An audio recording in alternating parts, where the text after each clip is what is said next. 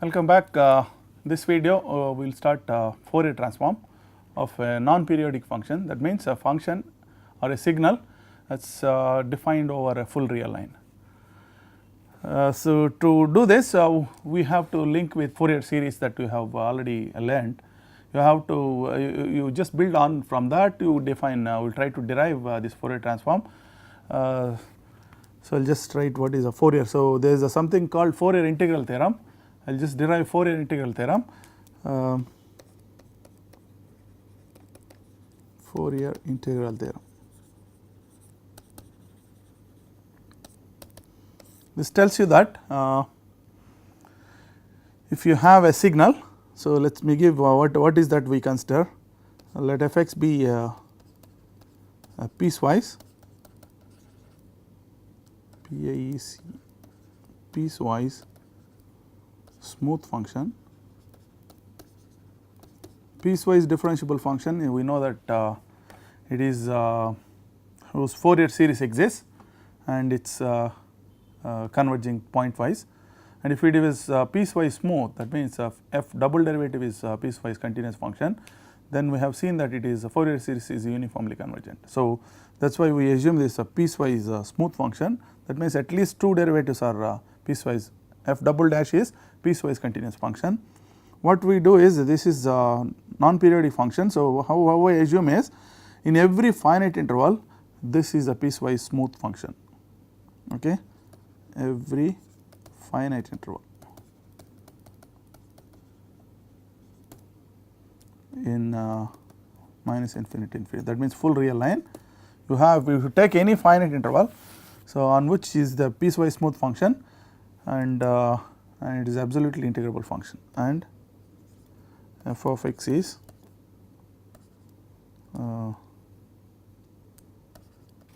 absolutely integrable in full real line. That is, that means that is what I just show you. So, this minus infinity infinity mod f of x dx is finite. That is the meaning of this, okay. So, let me not write this, that is this. So, on every piece of a finite piece of interval, this is piecewise continuous. That means, you have only finitely many jump discontinuities, and if at all there is a discontinuity, it is a jump discontinuity. Other than those places, remaining places, it is actually twice differentiable function minimum. So, that is the meaning of smooth here. What we need is the Fourier series has to converge uniformly. So, for that what we mean by smoothness is two derivatives, that is piecewise continuous function, and over a full real line minus infinity infinity, it is integrable absolutely. Such a function, such a smooth signal we have considered, and we know that if we take the finite interval from minus L by 2 to L by 2, if you take any finite interval like this, then we know that its Fourier series exists, because there is piecewise smooth function on every finite interval, which is this. If I choose my finite interval as minus L by 2 to L by 2, you have a Fourier series. So, that Fourier series is actually converges to, as L goes to infinity. So, what happens, you have a Fourier series which is equal to f(x) or either f(x), or if it is discontinuous point, you simply take the average of it, f(x) plus f(x) minus divided by 2. So, we have seen that the Fourier series over a finite interval means you can extend as a periodic function. So, if it is over a finite interval, you have a Fourier series that is actually equal to f(x) if f is continuous at x. If it is not continuous, what we have is average value of it. As L goes to infinity, this Fourier series becomes, I will just write here, and the left hand side as it is. So, what we get is, so if such a function if I choose, then what I get is either f(x) or f(x) plus f(x) minus divided by 2. So, this is equal to, so the Fourier series as L goes to infinity, it becomes 1 by 2 pi, and you have a minus infinity infinity. This is an integral minus infinity infinity f of t e power I xi x minus t dt dxi. So, this is what it becomes. This Fourier series actually becomes a double integral here as L goes to infinity. So, if you allow this interval eventually to infinity, because every finite interval if you choose L is any big number, still this Fourier series exists and this is this. So, such a Fourier series, what happens as L goes to infinity, it becomes this double integral. So, that is what we are going to show, either this or you can just do you can also show that this is actually 1 by pi minus infinity infinity, actually 0 to infinity minus infinity infinity f of t cos xi times x minus t and dt dxi. So, either this or this, both are same. Okay. This is what is Fourier integral theorem. So, in this video we will just show that if such a function, such a signal, non-periodic signal, you get this, this is always true. We will try to give you intuitive proof, somewhere it is not so rigorous. So, we will try to give you intuitive proof of this theorem, and so from once you know, if you accept this, I can simply define what is a Fourier transform. So, transform is involving, from this integral theorem you can define its Fourier transform and its inverse Fourier transform just from this relation. Okay. So, before I do this, I will try to give you the intuitive proof of this Fourier integral theorem from the Fourier series over a finite interval. So, intuitive proof, I will tell you why it is called intuitive. So, since you have the Fourier series over a finite interval, we have f x, this is have a Fourier series, Fourier coefficients e power I n omega naught x, n is from minus infinity to infinity. So, this is the Fourier series of f. Okay. And what is omega naught? Omega naught is 2 pi by L. So, let me write this. So, this is valid in x belongs to minus L by 2 to L by 2.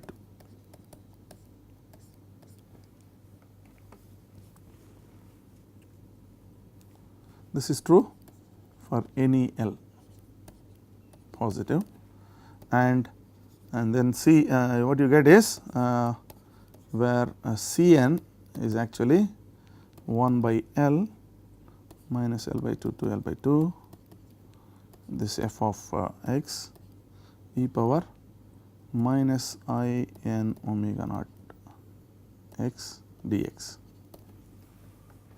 So, this is by definition of, this is what we have already seen in the earlier videos.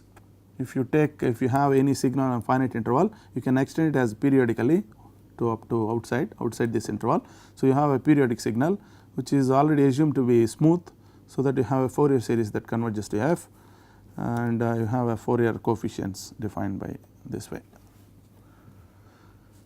So, what I do is now I start with the left hand side. So, what happens to this fx? So, either this, or if it is discontinuous point, which is the average of it, both of that you can choose. So, this or f of x plus f of x minus divided by 2, this is equal to, so I choose 1 by, I substitute this CL Cn into this Fourier series, so that you get 1 by L, n is from minus infinity to infinity, Cn is minus L by 2 to L by 2, f of let me use this dummy variable. So, f of t e power minus I n omega naught t dt into e power I n omega naught x dx. Sorry, there is no dx, that is it, that is a series. I substitute only Cn's here. So, this is equal to 1 by L, n is from, so because the Fourier series is and since this is absolutely integrable function, and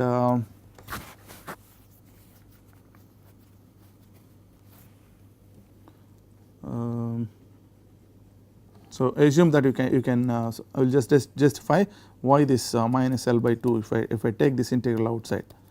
What you get is n is from minus infinity to infinity f of t e power minus I n omega naught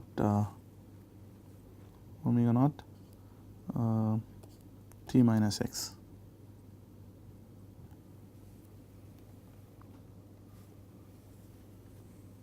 Minus t. So, you have x minus t, right. So, just remove this. So, you have x minus t to dt. So, this series is actually if this series is uniformly convergent, then you know that this is you can allow this integral inside this. Is it true? We know that the Fourier series is uniformly convergent. That means this is convergent uniformly. You can allow integration. If you have integration here, you can take it inside. But as such here, you do not know about this series. Okay. So, this series we will just see whether this series is uniformly convergent.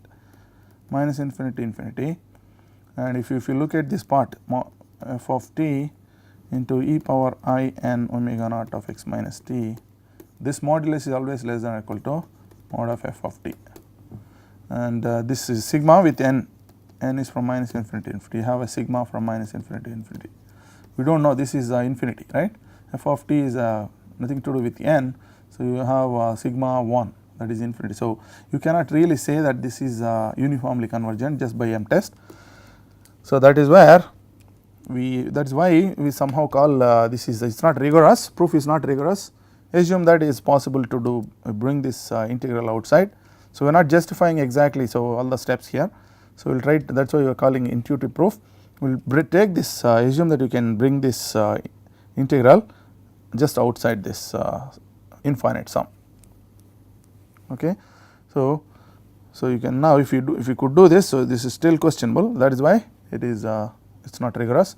So, this is equal to 1 by L minus L by 2 to L by 2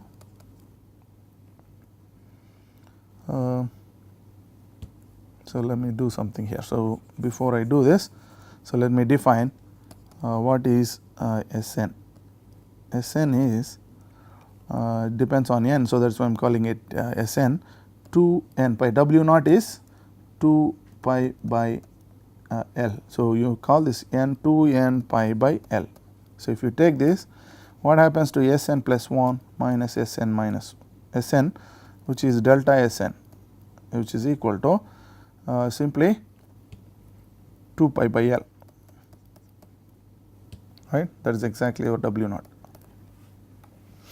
Delta Sn is this. Okay. So, if I use this, what happens to this? This will be 1 by L minus L by 2 to L by 2. And now you have the sum becomes n is from minus infinity to infinity f of t e power I I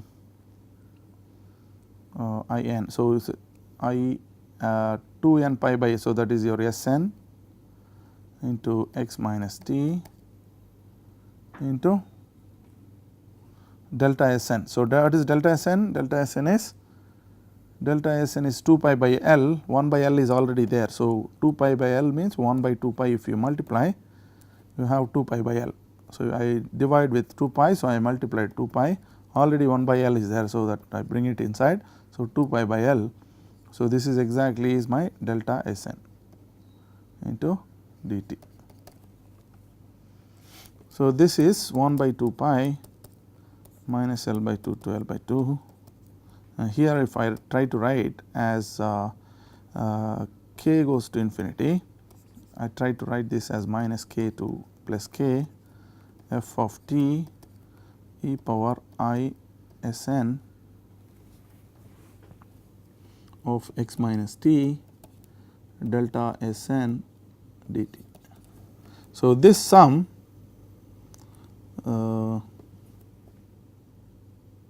this sum as delta Sn goes to 0. When is delta Sn goes to 0? That means as L goes to infinity. So, you can write as L goes to infinity, delta Sn goes to 0. Okay. So, therefore, this becomes 1 by 2 pi and this is minus L by 2 to L by 2. So, I will just write it as a limit L goes to infinity minus L by 2 to L by 2, and you have this limit k goes to infinity, and this becomes as delta Sn goes to 0. So, you have this limit, you can write this as n minus k to k f of t e power I Sn x minus t delta Sn dt. So, this is what we are looking at it, only this part with this limit. As limit L goes to infinity, that is delta Sn goes to 0. So, what happens to this part and together. So, that is where we do not have the rigorousness. So, is it really legitimate? It is not mathematically. So, you simply intuitively seeing that this is also true here. So, if you allow this is the integral sum, so what you have is minus L by 2 to L by 2. So, that is as L goes to infinity is going to be minus infinity infinity, and then and here this is the limit which is actually from minus k to k as delta Sn goes to 0. So, f of t e power I Sn is the xi variable, some new variable xi x minus t into d xi. So, this is what it becomes. Now, we have this limit k goes to infinity, that makes it this is from minus infinity infinity. So, into dt. So, this is exactly what happens to your Fourier series as L goes to infinity intuitively. Okay.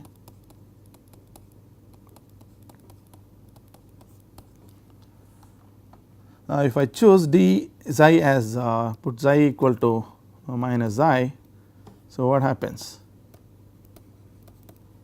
What you see is 2 pi minus infinity infinity. This is for dt, I write like this is this dt for this outer integral, and inside if I put d xi, that is minus, and if you, this limits becomes infinity to minus infinity, and I have a d xi minus d xi. So, this minus this limits you can interchange again now. So, you have a minus infinity infinity f of t e power minus I xi x minus t. So, this is also true. So, both are same. Okay. So, if you just use the change of variables, what you see is this, both are same.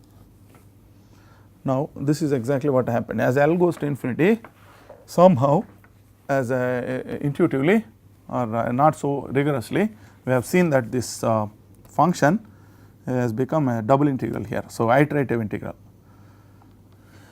because this xi part and t part, these are the two parts. So, you have f of t into e power I xi t I xi x into e power I minus I xi t. So, this is what you have. So, t part the functions of t and xi not really separated, but it is a kind of double integral you have, iterated integral you do with dt first and you do d xi. Okay.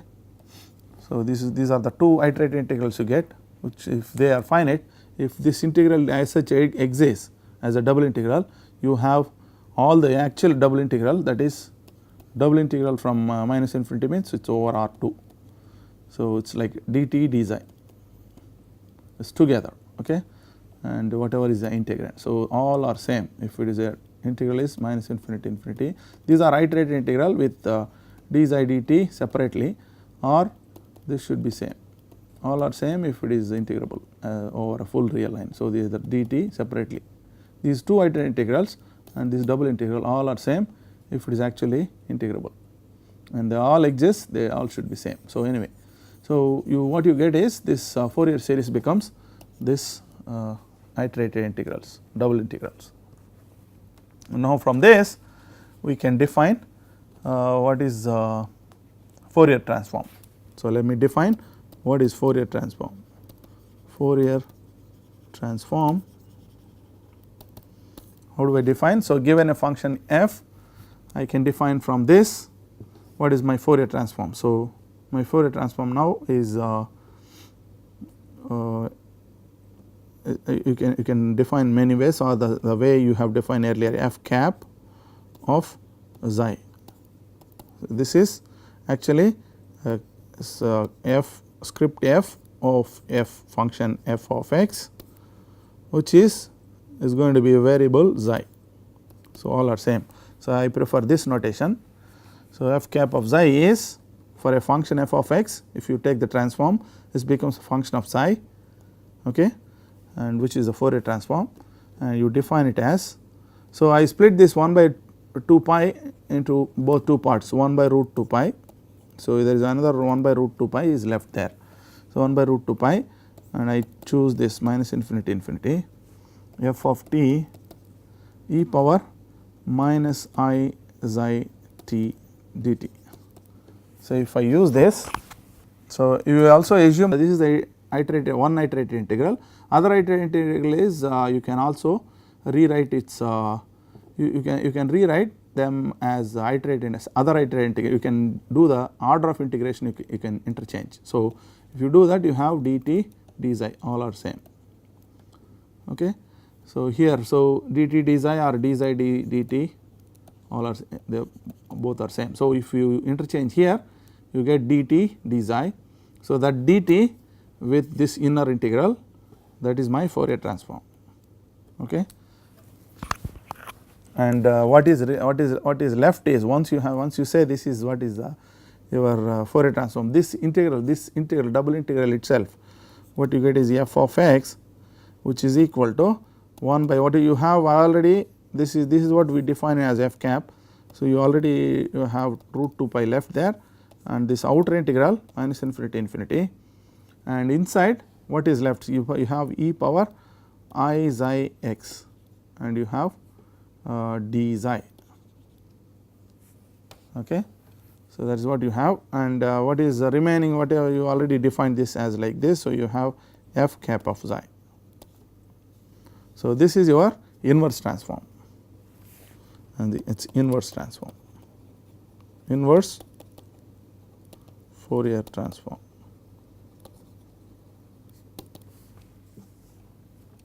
So, from this integral Fourier integral theorem, we can actually simply write like this. So, that is your Fourier transform. We can define Fourier transform and its inverse transform like this. If you use this part, some people may define either. So, if you use this part, for example, you can also rewrite. So, you can define 1 by root 2 pi minus infinity infinity f of t e power minus I xi. So, it is going to be plus I xi t. So, I xi t dt. If you define it, if you use this part, this double integral, you can define this as your Fourier integral, and then in that case, what happens to your inversion, which is the Fourier integral, this double integral itself, 1 by 2 pi into minus infinity to infinity. So, what you have written is f cap of psi. What is left is now e power minus I xi x, d xi. Of course, here also you have to interchange the orders of integration, so that you can define this part and this part. Okay. So, when you have, so that is why in most of the textbooks you may see either this or this as your definition of Fourier transform, and its inverse transform is, if you choose e power minus I xi t, you in the inversion you have e power plus I xi x, okay, I xi t. So, because it's a function of x, we are writing I xi x. So, anyway, if you have a e exponential negative, if you choose here, you have exponential plus I, you have to choose in this inversion. So, if it is plus here, you get a negative. So, this is how you define your Fourier transform and its inverse transform. Okay. So, this is the definition of Fourier transform. So, you can put it like this. This is from, so inverse Fourier transform is coming from Fourier integral theorem, Fourier integral theorem. Integral theorem, which we have not proved, only intuitively you have seen its proof. Okay. Because of its many restrictions, we imposed many things, we assumed many things, we we assumed we can bring this integral outside this infinite sum. Here you somehow you allowed as L goes to infinity. So, you have not never seen such a thing, you have only seen here as L goes to infinity, delta SN goes to 0, only this part is actually that integral minus k to k, and then minus k to k, and at the same time simultaneously this integral also becoming minus infinity. So, such a thing intuitively is actually true. So, we will eventually see when we give the rigorous proof this is actually true. So, that is why it is called intuitive proof. So, through which we have defined Fourier transform and its inverse transform. And this again this part, this either of these integrals you can rewrite as so if you split one integral, if you split xi part, xi integral if you split. So, let me take this double integral. So, if you take this double integral 1 by 2 pi, remark 1 by 2 pi minus infinity infinity, this is dt integral. Now, what you have is inside is this one minus infinity f of t e power minus I xi x minus t or plus xi x minus t dt d xi. So, dt d xi also you can put it. So, this what I do is I try to integrate from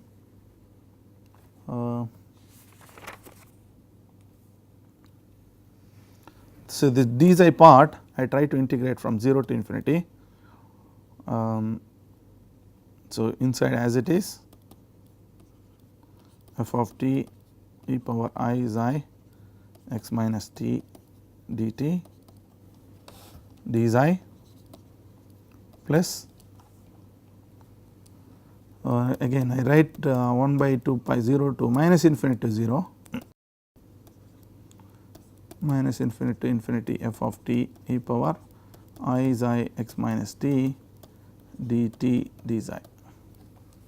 So, what I do here is you try to you change this variable d xi as minus d xi. So, you have it is going to be infinity to sorry this is minus infinity to 0. I split it into 0 minus infinity to 0 here and 0 to infinity is here. So, this minus infinity, so d xi is you replace xi equal to minus xi. So, you have a minus, you will get a minus here because of d xi is minus d xi, and this limits becomes infinity to 0, and because of this minus you can rewrite this as 0 to infinity. And then what happens here, this is going to be minus because of xi you have to replace with minus xi. So, this is what happens with plus. So, now you try to add them together and what you see is 0 to infinity minus infinity infinity, these are all common f of t e power I xi this is plus this is minus, right, yeah, f of t, and what you have is e power I xi x minus t plus e power minus I xi x minus t dt d xi. So, this is exactly 2 times those 2 to cancel. So, what you have is pi goes. So, 2 minus infinity infinity f of t, this is cos xi x minus t dt d xi is my f of x or f of x plus f of x minus divided by 2. So, this is what it becomes, both are same. This is also Fourier integral theorem, intuitively we have shown that this is true now. So, in this argument to show from here to here, from this to with writing in terms of cosine, there is no intuitiveness, this is a rigorous, both are same. Once you have this, now you can define what is called Fourier transform, Fourier cosine transform. So, what is this one? You try to expand this. So, we have 2 by pi 0 to infinity minus infinity infinity f of t. Now, cos thing you expand. So, you get cos xi x cos xi t plus sin xi x sin xi t dt d xi. This part if you see both are same. So, these are all same, okay. But if f of x is even function,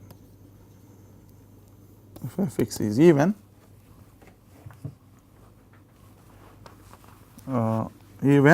even function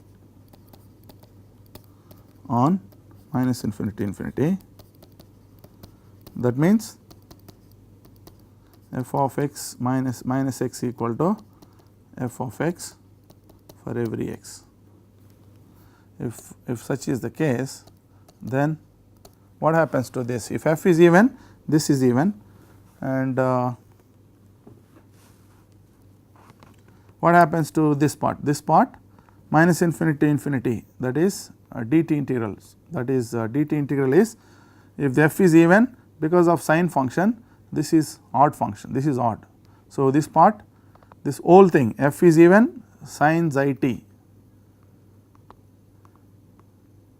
dt, that is f of t into sin xi t, that is odd function. So, minus infinity infinity integral will be 0. So, dt integral will be 0.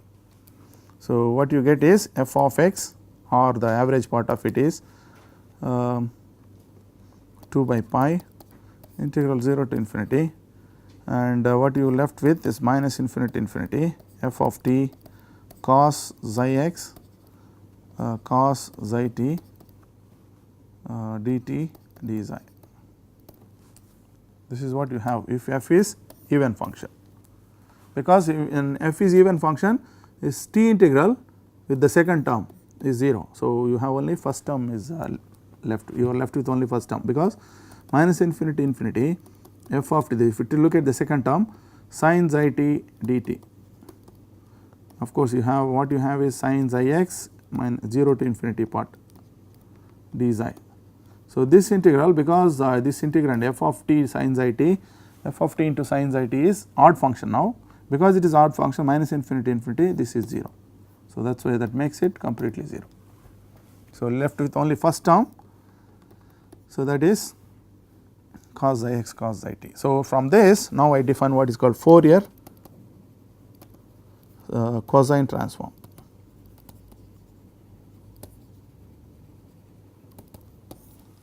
So, you can define, so if you have a function that is defined only on the positive real line, that is 0 to infinity, or if f is a function that is symmetric with x equal to 0, that is symmetric function at about x equal to 0, that means it is defined and it is an even function, then you can define a Fourier cosine transform on positive side. That is from this Fourier integral theorem, what you get is a Fourier cosine transform. So, I will define f c here. I prefer this notation. F c means Fourier cosine instead of cap, what I have is capital F cosine of xi. So, at the end you have a xi. So, here also again I split 2 by pi as with root, one is for the inverse transform, one is for the transform. So, you have, so what happens to this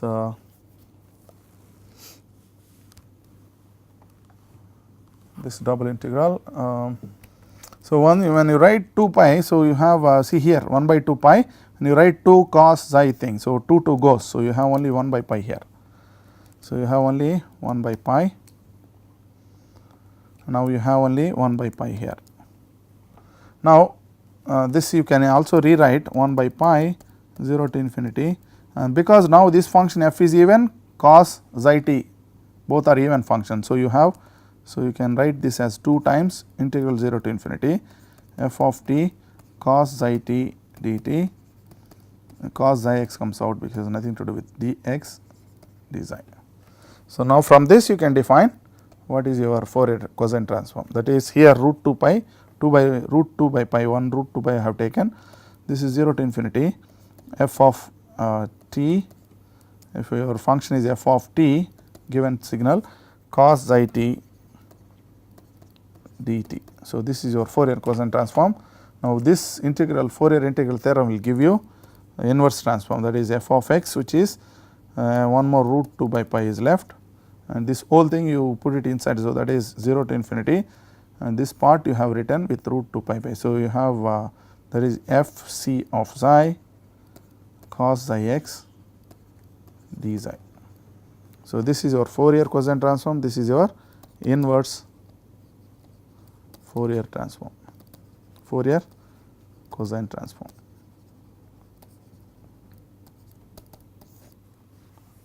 Okay. So, when you have, so you can from the Fourier integral theorem you can rewrite when f is even function, and you can rewrite the Fourier integral theorem, and then finally from which you can define your Fourier cosine transform and Fourier inverse cosine transform. So, if f is odd function or f is defined only from 0 to infinity, you can extend it as an odd function to full minus infinity infinity, and in that case we can again do the same way, and we can see that we can define through which you can rewrite Fourier cosine integral theorem, and from which you can define Fourier sine transform and its inversion. So, we will see that in the next video. Thank you so much.